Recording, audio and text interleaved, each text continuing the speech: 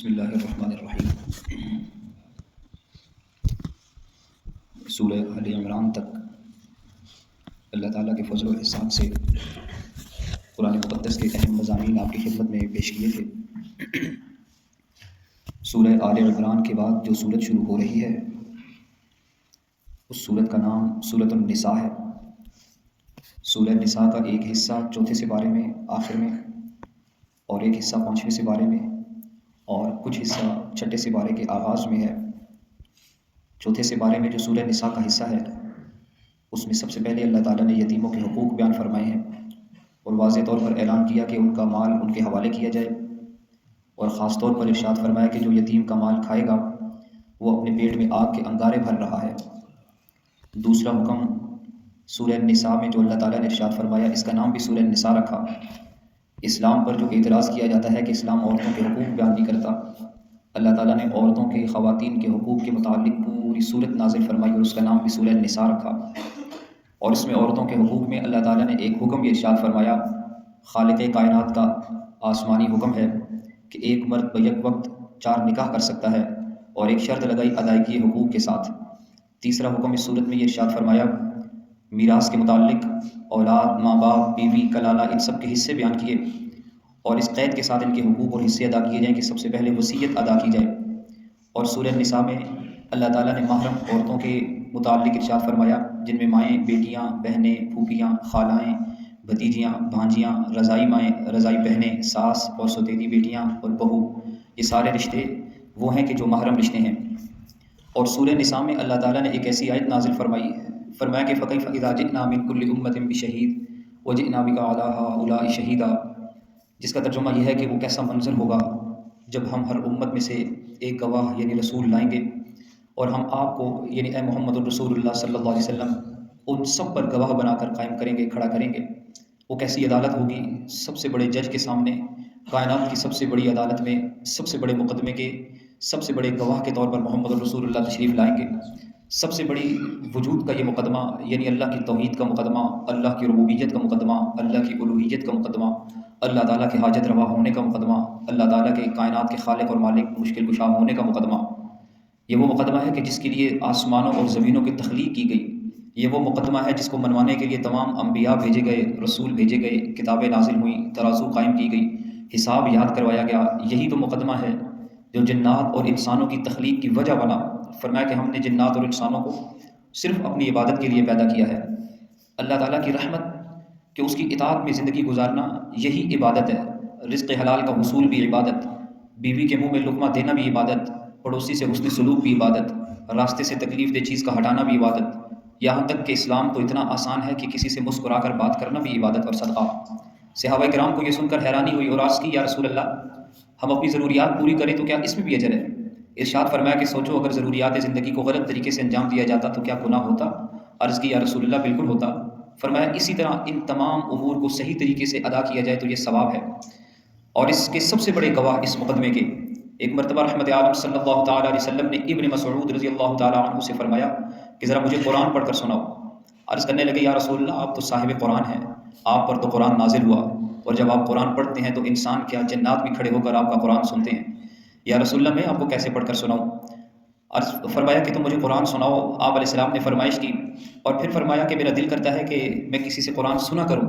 ابن مسعود رضی اللہ تعالیٰ عنہ نے قرآن کی تلاوت شروع کی، سورہ نساء پڑھی، اور جب اس آیت پر پہنچے، یہ جو ابھی آپ نے سنی ہے، جب اس آیت پر پہنچے تو دیکھا کہ رحمت عالم صلی اللہ علیہ وسلم کی آنکھیں اشک بہا ہیں، اور آپ صلی اللہ علیہ وسلم فرما رہے ہیں کہ بس ابن مسعود، بس ہر رسول سب سے بڑی عدالت میں گواہی دے گا کہ اس نے خدا کا پیغام اپنی امت کو پہنچایا تھا، اور پھر سب سے بڑی گواہی سب سے بڑے مقام والے، سب سے بڑے اخلاق والے نبی کی جانب سے آئے گی۔ وہ کہیں گے، جی یا اللہ، ان سب نے آپ کا پیغام اپنی اپنی امت تک پہنچایا تھا۔ کیا عظیم منظر ہوگا! یہ رحمت عالم صلی اللہ علیہ وسلم کی تعظیم اور عظمت کا مقام ہوگا۔ لیکن ہمارے پاک پیغمبر بڑے متواضع ہیں، وہ اس خطاب کو بھاری ذمہ داری کے نظریے سے دیکھ رہے ہیں، اور اس معاملے کی عظمت کو محسوس کر کے رو رہے ہیں اور اشک بہا ہے۔ وہ ایسی عدالت ہے کہ جہاں زبان تو بند ہوگی لیکن جسم کی کھال بولے گی، جہاں زبان تو بند ہوگی لیکن آج آنکھیں بولیں گی جو انہوں نے دیکھا تھا، آج زبان تو بند ہوگی لیکن پاؤں گواہی دیں گے کہ ان سے چل کر کہاں کہاں جایا کرتا تھا، آج زبان تو بند ہوگی لیکن ہاتھ گواہی دیں گے کہ ان کے ذریعے کیا لیا، کیا دیا، کیا محسوس کیا، کیا ٹچ کیا۔ وہاں سب حق ادا کرنے ہوں گے۔ آج نہ کوئی وکیل ہوگا جو حقیقت کو جھٹلائے، نہ کوئی وکیل ہوگا جو دلائل دے، اور نہ ہی دلائل کے ناکافی ہونے کا بہانہ کر کے مقدمے کو سرد خانے میں ڈالا جائے گا۔ وہاں تو جس کا جو حق ہوگا وہ ملے گا، اور جس کا جو حق بنتا ہوگا وہ ادا کیا جائے گا۔ اور لوگوں کو عدالت اس وقت تک بند نہیں ہوگی جب تک حقوق ادا نہیں کیے جائیں گے، اور جب تک حقوق ادا ہو نہ جائیں۔ یہاں تک کہ فرمایا کہ بغیر سینگوں والی بکری بھی سینگوں والی بکری سے اپنا بدلہ لے گی، اور اس کائنات کا سب سے بڑا خالق اور مالک، وہ اس عدالت کا سب سے بڑا جج ہوگا۔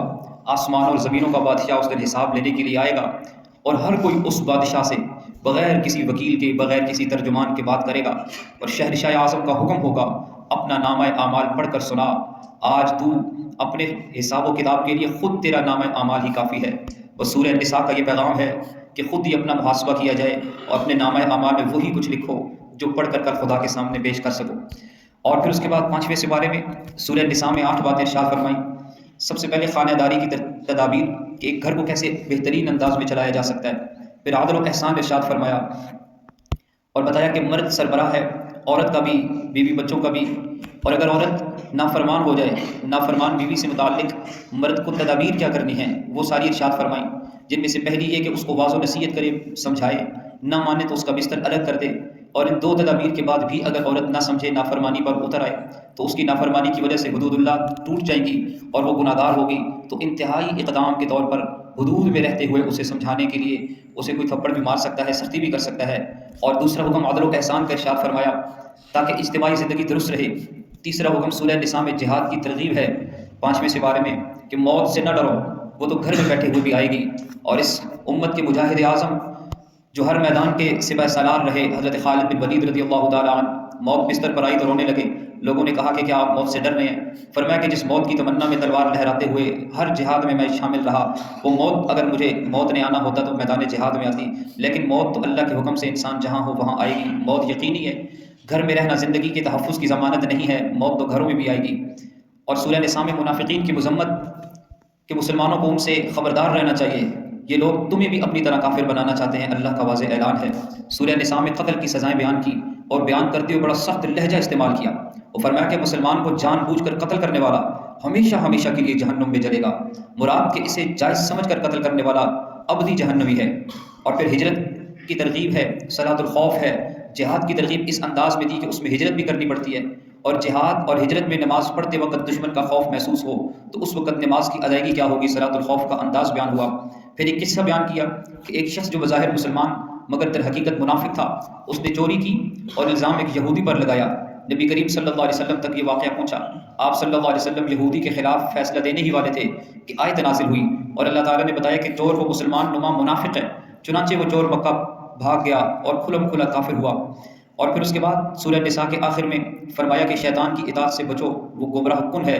ابو الانبیاء حضرت ابراہیم علیہ السلام کی اتباع کرو، عورتوں کے حقوق ادا کرو، منافقین کے لیے اللہ تعالیٰ کا سخت عذاب تیار ہے۔ اس انداز سے سورہ نساء مکمل ہوتی ہے۔ اللہ تعالیٰ ہم سب کو سمجھنے اور عمل کرنے کی توفیق عطا فرمائے۔